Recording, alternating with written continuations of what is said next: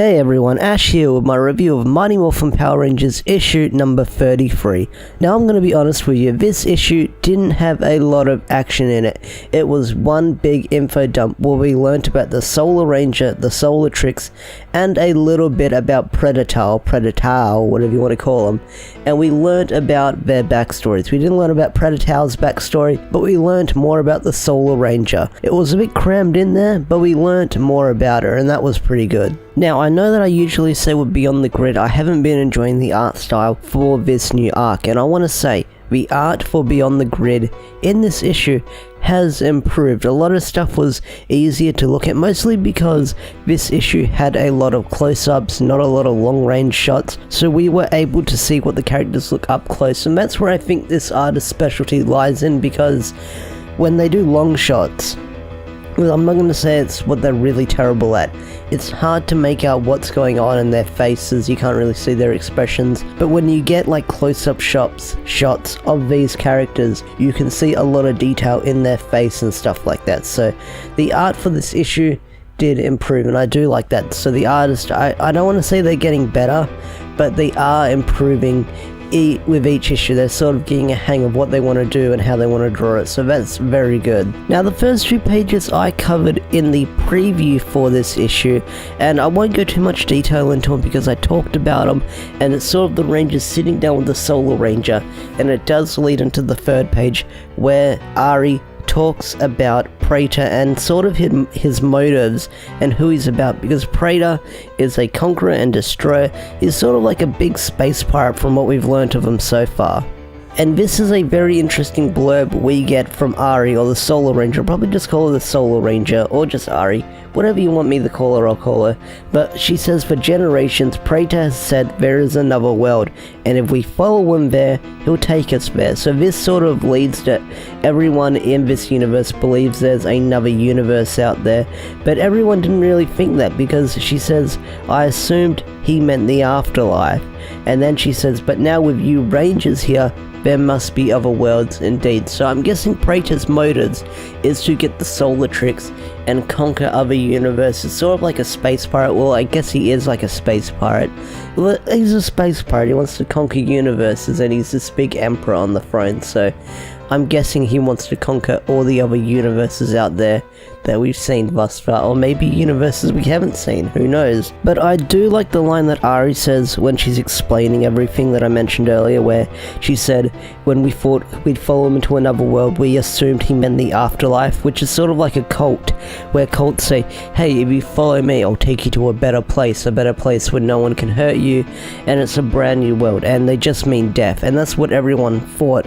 So I'm guessing that's what Preator is sort of forming, his own weird cult, or his own weird army. So I hope we get to see more of that later down the line, because Preator is still some big mysterious force. We learn more about him, and we somewhat see him at the end of the issue, but we still know nothing about him, and I'm really hoping we can learn more of his motives. We know he's a conqueror, but I want to learn more about this character. And here we jump into the Solar Ranger's backstory, and I do love the interesting narrative she gives, where she says she's on a ruined Earth, and for thousands of years her planet has been dying and it's slowly crumbling.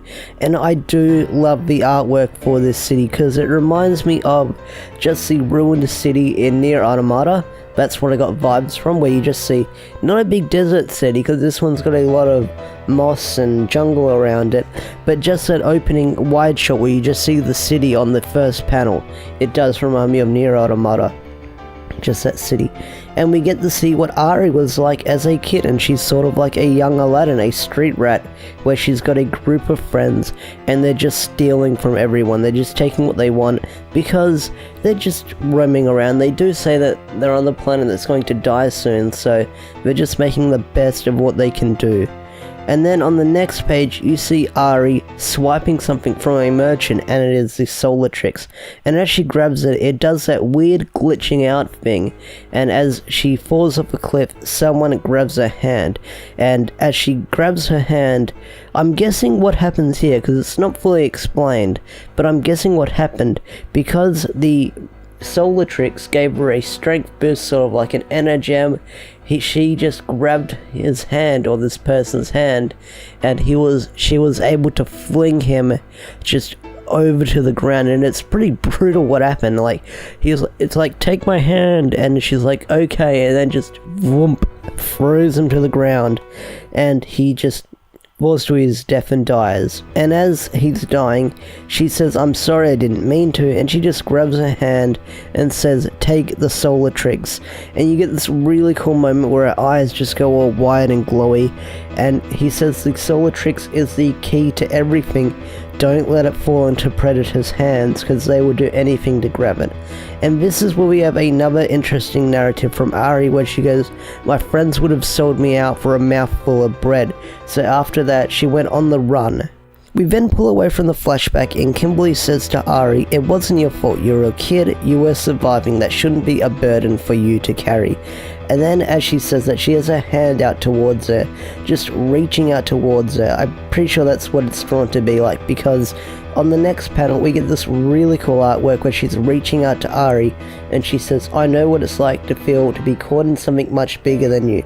I know what it's like to feel alone. And on that panel you see this really cool purple background with red aura surrounding the black dragon Zord behind her, and as she's reaching at her hand, you see this mid shot of Lord Drakon, or this profile shot of Lord Drakon, and he's just got this look on his face where you just see his eye, one of his eyes darkened out.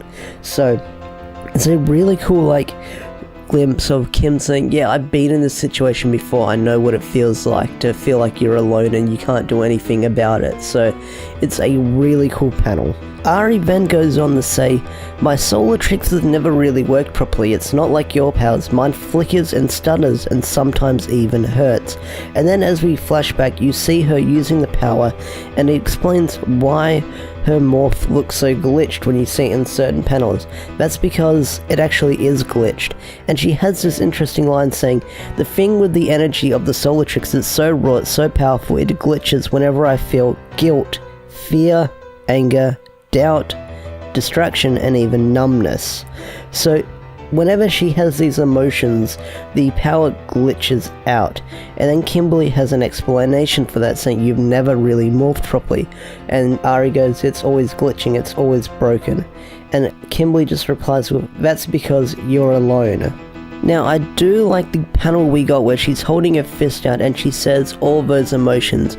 Like when she says fear, you see a close-up of Kimberly, and the fear for Kimberly, I'm guessing, is the fear of losing everyone else. The fear she went through when she was in the world of the coinless, trying to save everyone, and she couldn't really save everyone, so that's why she went to Lord Drakon and eventually got controlled by him.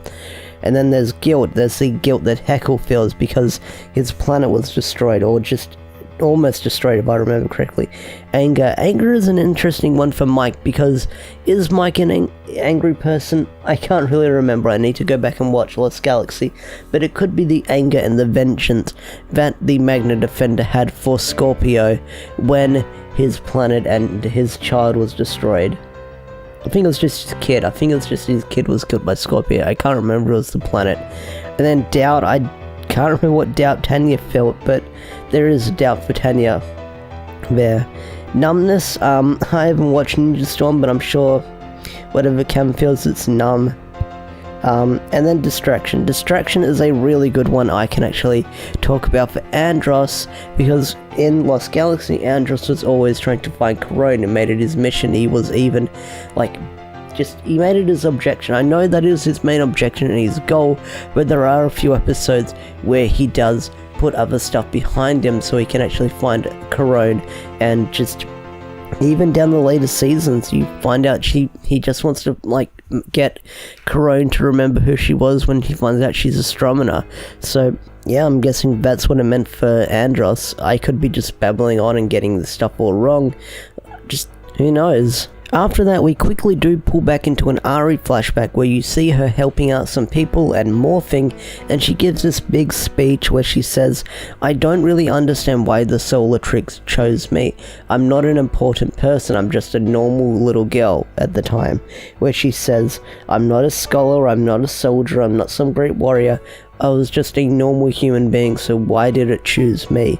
And then after that we pull out and we sort of get an explanation to the Solar Tricks and how it reacts to Morphin energy, where there's no Morphin grid in space, but it reacts to certain sparks in the universe. So I'm guessing those sparks are bits of Morphin energy, or bits of the Morphin grid scattered throughout, that give the Rangers the chance to, well, it gives not the Rangers, but it gives Ari like some sort of power boost to morph into the Solar Ranger, because without a morphing grid she can't morph, so there must be some sort of energy out there, or some sort of certain independent energy out there that lets her morph. It's hard to explain, but I'm sure we'll get a better explanation later down the line.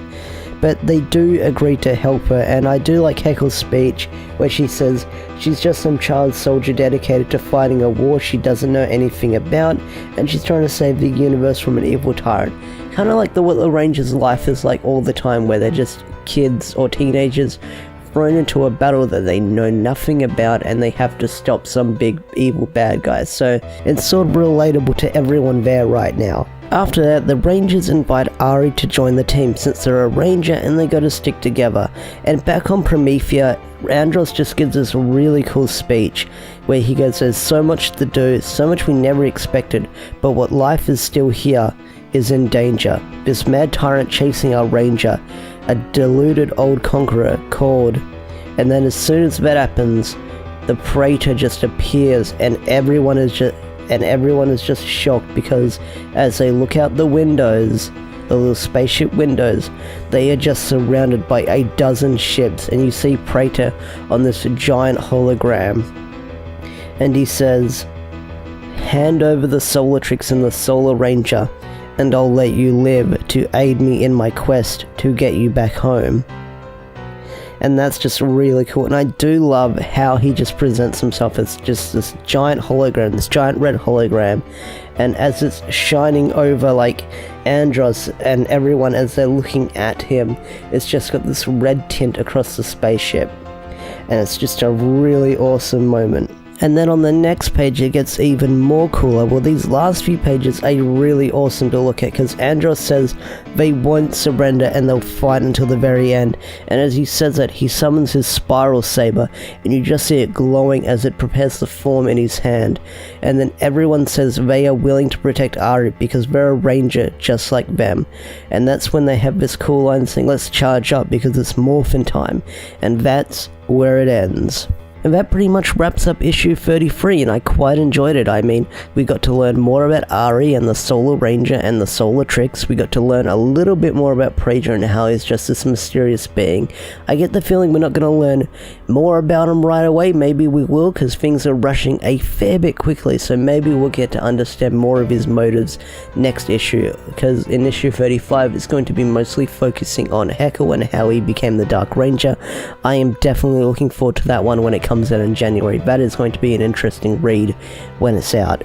But I'm curious to see what is going to happen next, because on the cover for 34 we get to see the Mechazord, not the Megazord, but the Mechazord that we saw way back before Shattered Grid in the Promethea arc, the Promethea arc, where we first met Grace and they had their own pre-built Zords, sort of like Gundam. So we're going to be seeing one of those in the next issue. Maybe we won't, because it's on the cover, but who knows if we will see it or not. I would like to see it. That'd be really cool if that's going to be their form of a Zord in the middle of nowhere, but hopefully they've got something like that up their sleeves. So what did you guys think of issue 33? Did you enjoy it? Did you not enjoy it? Do you have any predictions of what might happen in future issues? Tell me in the comment section down below, and don't forget to hit that subscribe button, because I have more reviews and more Power Ranger related content coming up on this channel, so be sure to stick around for that. So thanks for watching, and I hope I see you around soon.